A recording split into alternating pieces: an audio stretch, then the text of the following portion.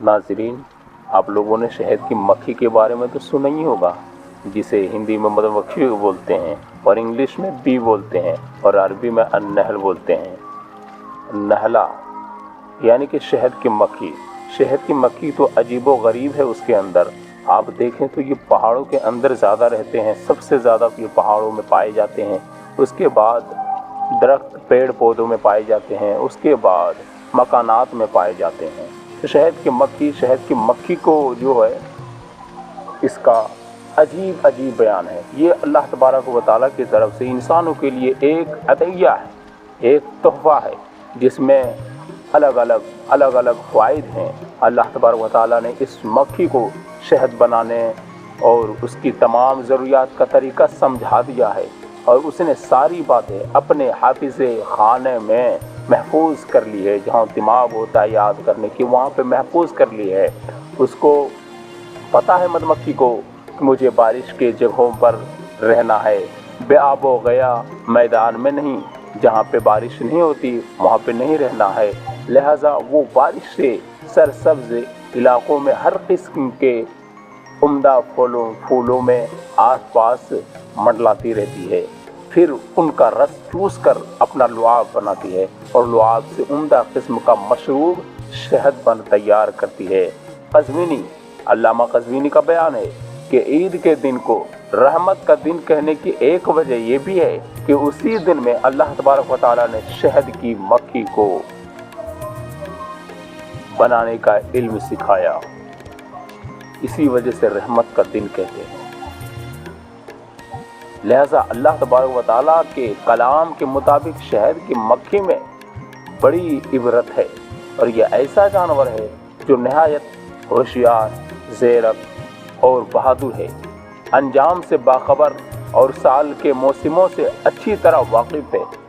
साल में 4 मौसम होते हैं, तो उन चारों मौसम के बारे में वो अच्छी तरीके से जानता है। उसे बारिश के औकात का इल्म रखता है। अपने खाने पीने के लिए इंतज़ाम करना उसे खुद मालूम है।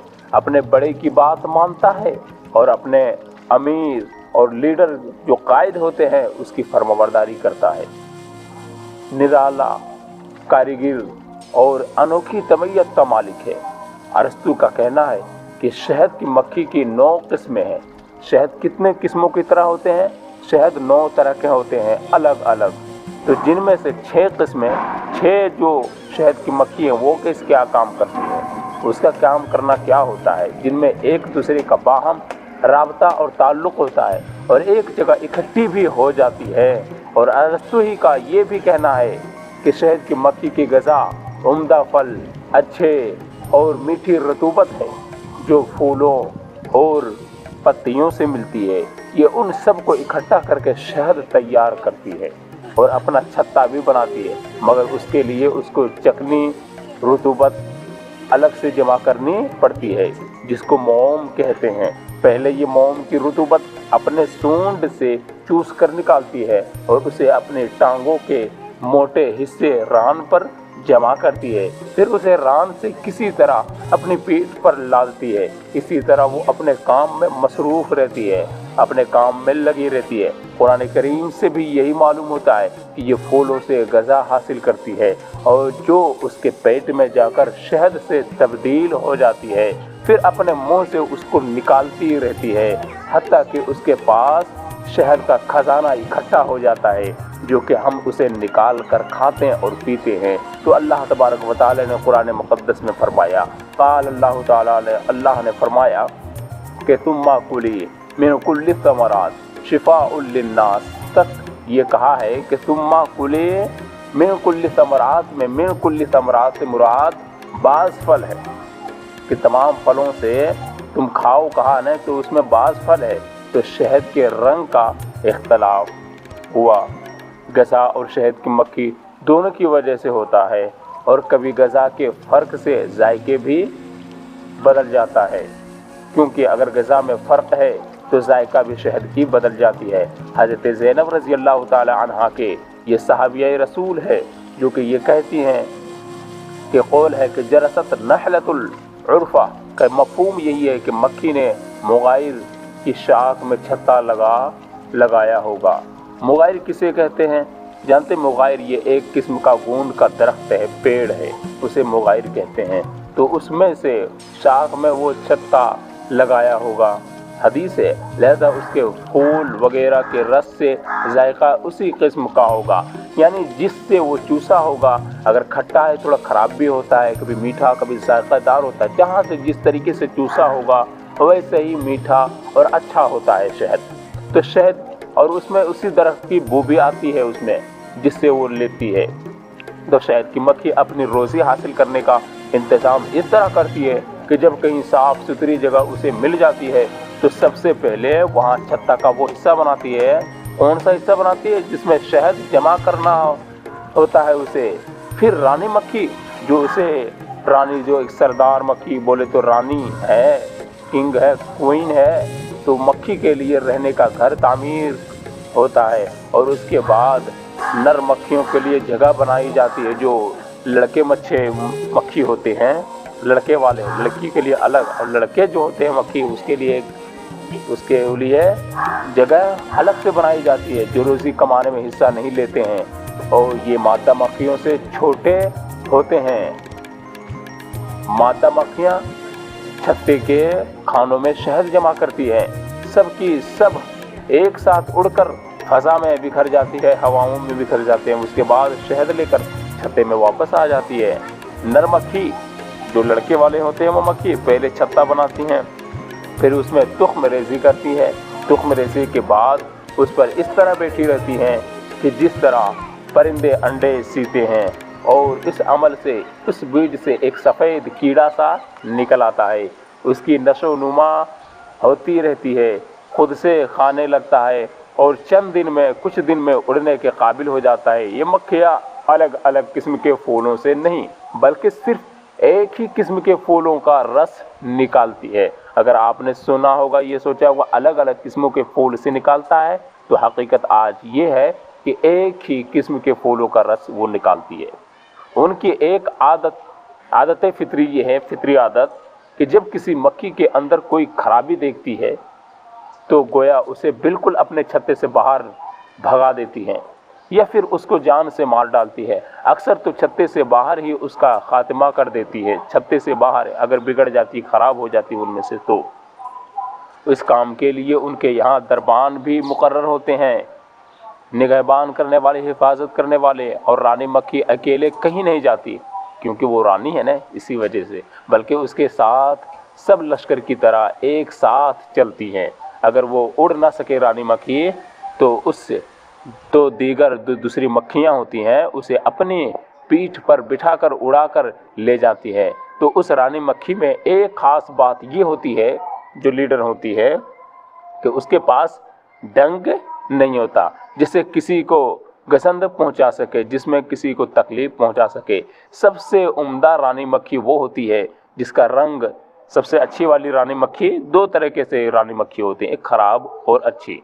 तो सबसे अच्छी वाली है जिसका रंग क्या है, लाल, वो पीले की तरफ माइल होता है। वो लाल कलर होता है लेकिन पीला जैसा लगता है दिखने में, ऐसे ही वही है सबसे अच्छी वाली। और सबसे बेकार वो होती है जिसकी लाल यानी कि सुर्खी में स्याही मिली हो। लाल तो होते हैं लेकिन उसमें कालापन मिला हुआ होता है, काली जैसी दिखने में लगता है। शहद की मक्खियाँ सब इकट्ठी जमा होकर तकसीम कार जो है कर लेती हैं। कुछ तो शहद बनाने में मसरूफ़ हो जाती हैं, और कुछ का काम मोम बनाना और उससे छत्ता तामीर करना दूसरे के ज़िम्मा होता है। और कुछ मक्खियाँ सिर्फ पानी लाने पर मामूर होती है, और उसका घर नहायत अजीब व गरीब चीज़ है। क्योंकि उसका घर आपने देखा है तो देखो नेट पर सर्च करके कि शक्ल मुसद्दस पर उसकी तामीर है। शक्ल मुसद्दस किसे कहते हैं? 6 कोनों वाला। एक 4 कोने वाला होता है, 3 कोने वाला, 2 कोने वाला नहीं, 6 कोने वाला, जिसमें कोई टेढ़ापन नहीं है। ऐसा लगता है उसका घर देखने में इंजीनियरिंग से उस शक्ल में अपना घर बनाया हो। फिर उस घर के खाने ऐसे बराबर मुसद्दस दायरी हैं जिसमें बाहम कोई फ़र्क नहीं है। इसी वजह से एक दूसरे से बिल्कुल ऐसे मिले हुए हैं गोया के सब दायरे मिलकर एक ही शक्ल हों। ملے ہوئے، ایسا لگتا ہے کہ ایک ہی شکل ہو، اور سوائے سرس کے 3 سے 10 تک کا کوئی بھی دائرہ ایسا نہیں بن سکتا۔ کیا ہے؟ 3 سے 10 تک کا کوئی بھی دائرہ ایسا نہیں بن سکتا کہ ایک دوسرے کے درمیان کشادگی نہ ہو، کیونکہ شکل مسدس کے ہم شکل چھوٹے چھوٹے دائروں کو ملا کر اس نے ایک ہی ڈھانچہ بنا دیا ہے۔ 6 شکلیں ہوتی ہیں تو ایک ہی ڈھانچہ بنا دیتا ہے۔ مزید تعجب کی بات یہ ہے اس کے اندر کہ اس تعمیر میں اس نے کوئی پیمانہ، آلہ جو ہے بنانے کا اوزار استعمال، کوئی پرکار جو ہے استعمال نہیں کیا ہے، بلکہ یہ سب قدرت کی بیت کا کرشمہ ہے، اللہ تبارک و تعالیٰ کا کرشمہ ہے کہ جس میں خبیر و بصیر پروردگار نے اس کو صنعت کاری کا یہ طریقہ سکھایا ہے، اور جس میں رب رحمان نے اسے اس فن میں اشارات دیے ہیں۔ ارشاد باری تعالیٰ ہے کہ وَأَوْحَىٰ رَبُّكَ إِلَى النَّحْلِ أَنِ اتَّخِذِي مِنَ الْجِبَالِ بُيُوتًا وَمِنَ الشَّجَرِ وَمِمَّا يَعْرِشُونَ کہ تمہارے پروردگار یعنی تمہارے اللہ تبارک و تعالیٰ نے شہد کی مکھی کو یہ حکم دیا ہے کہ وہ اپنا چھتا پہاڑوں، درختوں اور انسانوں کے مکانات میں بنائے۔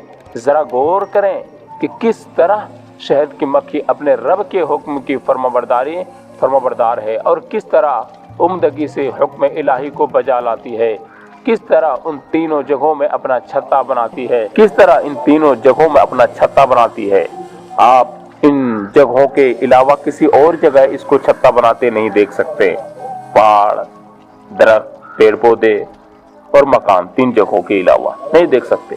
ذرا غور کریں کس طرح حکم خداوندی کے مطابق سب سے زیادہ پہاڑوں میں، پھر درختوں، پیڑ پودوں میں، اور پھر مکانات، گھروں اور آبادی میں اپنا چھتا لگاتی ہے۔ قرآن میں پہاڑوں میں بنانے کا حکم پہلے ہے، لہذا سب سے زیادہ وہاں چھتا لگاتی ہے، اور پھر بالترتیب درختوں اور مکانوں میں کم لگاتی ہے، کیونکہ حکم ربانی کی ترتیب یہی ہے۔ نیز امتثال امر کا یہ حال ہے کہ سب سے پہلے اس نے چھتا لگایا، جیسا کہ اتخذ من الجبال بیوت کا تقاضا تھا۔ جب چھتا بن کر تیار ہوا تو اپنے گھر سے نکل کر تلاش معاش میں ہمتن مصروف ہو گئی۔ کھا پی کر درختوں کے پھولوں اور پھلوں سے رس نکال کر اپنے گھر میں ذخیرہ کرنا شروع کر دیا۔ اور دیکھنے کی چیز یہ، تعجب کی بات یہ دیکھنے والی جو چیز ہے کہ کس طرح اس نے شہد اور موم بنایا، جس میں روشنی اور شفا کی صلاحیت موجود ہے کہ ہر بیماری جو بیمار ہو شہد کو پی لے تو وہ صحیح ہو سکتا ہے۔ اس میں صلاحیت ہے، شفا ہے اس میں شہد پینا۔ پھر اگر کوئی صاحب بصیرت اس کے احوال میں غور کرے اور دل و دماغ کو نفسانی خواہشات سے یکسو ہو کر کے تدبر کرے تو یقیناً اسے تعجب ہوگا کہ کس طرح سے وہ پھول اور شگوفوں سے رس چوستی ہے، گندگی سے اور بدبودار چیزوں سے کس طرح بچتی ہے، اور کس طرح سے اپنے بڑے کی جو ان سب کا امیر ہوتا ہے، جو لیڈر ہوتا ہے، اس کی فرمانبرداری کرتی ہے، اس کی بات مانتی ہے۔ پھر امیر کو بھی خداوند قدوس نے ان کے درمیان عدل و انصاف کرنے پر قدرت دی ہے کہ وہ فیصلہ کرتی ہے، یہاں تک کہ چھتے میں گندگی لانے والی مکھیوں کو وہ دور دراز اور قتل بھی کر دیتی ہے، بھگا دیتی ہے، دشمنوں سے دشمنی بھی کرتی ہے، دوستوں سے دوستی بھی کرتی ہے۔ ان کی فطرت میں داخل ہے یہ سب چیزیں۔ سب کچھ چھوڑو، صرف اس کا چھتا دیکھو تو وہی کہ موم کی طرح بنی ہوئی حویلی ہے، اور کس طرح اس نے تمام شکلوں میں سے شکل مسدس کو منتخب کیا ہے، اس کو چنا ہے 6 کونے والی چیزوں میں۔ گول، چوکور اور مخمس، گول تو نہیں چنا، 4 کونے والا تو نہیں چنا، 5 کونے والے تو نہیں شکلیں، ان شکلوں کو نہیں لیا، بلکہ شکل مسدس میں ایسی بات موجود تھی۔ کیا بات موجود تھی جانتے ہو؟ جہاں تک کسی انجینئر کا ذہن بھی نہیں پہنچ سکتا تھا، اور وہ یہ ہے کہ سب سے کشادہ اور وسیع گول شکل بنے، یا اس کے قریب ہو۔ شکل مربع میں تو بیکار کونے بچ جاتے ہیں، کیونکہ کونے ہوتے ہیں تو جگہ خالی ہو جاتی ہے، کیونکہ مکھی کی شکل گول اور لمبی ہے۔ شکل مربع کو اس نے اس وجہ سے چھوڑ دیا تاکہ جگہ بیکار نہ پڑی رہے، اور گول بنانے کی صورت میں खानों से बाहर बहुत सी जगह बेकार हो जाती, क्योंकि गोल शक्लें अगर एक साथ मिलाई जाएं तो बाहम मिलकर एक ना हो सकेंगी, बल्कि दरमियान में कुछ जगह खाली जरूर बच जाएगी। ये खासियत सिर्फ शक्ल मुशद्दस में मौजूद है कि अगर कई एक को एक में मिला दे तो दरमियान में बिल्कुल कोई जगह नहीं बचेगी। अल्लाह तबारक व तआला ने किस तरह से इस जरा से जानवर के साथ लुत्फ व मेहरबानी का मामला फरमाया है और किस तरह उसकी ज़िंदगी की ज़रूरियात मुहैया कर दी हैं ताकि वो खुशगवार तरीके पर अपनी ज़िंदगी गुजार सके। अपने छत्ते में एक दूसरे से लड़ना, यहाँ तक कि जान से मार डालना और एक दूसरे के खौफ से उससे दूर रखना भी उनकी फितरत आदत में दाखिल है। चुनांचे उनके छत्ते के पास अगर दूसरे छत्ते की मक्खी आ जाए तो उसको डंक मारती है और कभी कभी तो वो मक्खी मर भी जाती है जिसको डंक लगा है। उसके मिजाज में सफाई सुथराई भी बहुत है, लिहाजा छत्ते के अंदर अगर कोई मक्खी मर जाए तो जिंदा मक्खियां क्या करती हैं, उसे बाहर निकाल देते हैं। नीज छत्ते में से अपना पखाना भी बराबर साफ करती रहती हैं ताकि उससे बदबू ना फैले।